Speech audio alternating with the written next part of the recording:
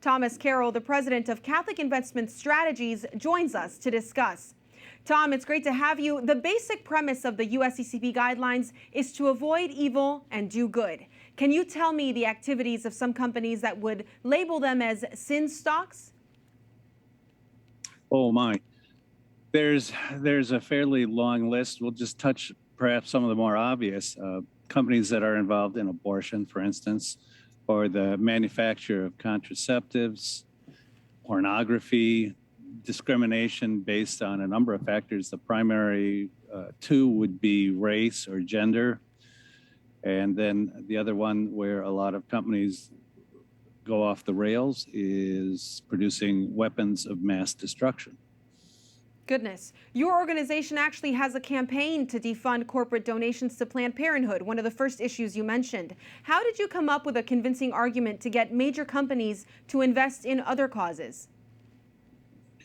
Well, interestingly enough, we aren't really getting them to invest in other causes. What we've been successful in doing is getting them to pledge not to contribute to Planned Parenthood.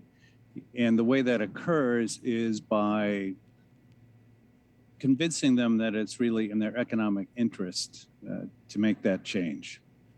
That's interesting, the economic interest of a company. Let's talk about economic interests of an individual. There may be some viewers out there saying, well, if I invest like this, will I even make a profit? What do you tell them?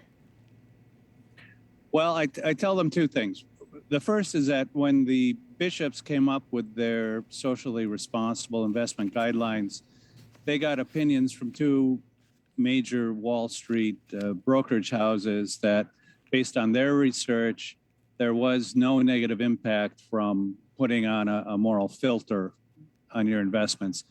And then the second aspect is just our own experience. We've been doing this now since the beginning of 2003. And what we've seen is that there's really no impact that we can discern. And in fact, sometimes it seems, and I can't prove this, but sometimes it seems as though we're actually being aided by doing the right thing. Absolutely. So over 20 years of a track record where you're starting to see that really good trend. There are more than 1 billion Catholics in the world. I know you know that, Tom. What do you think would happen if we all started investing in a socially responsible manner, keeping Catholic social teaching in mind?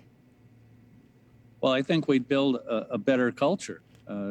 That's really the ultimate goal of what we're trying to do. We're trying to help people by letting them invest without having to worry about the moral ramifications.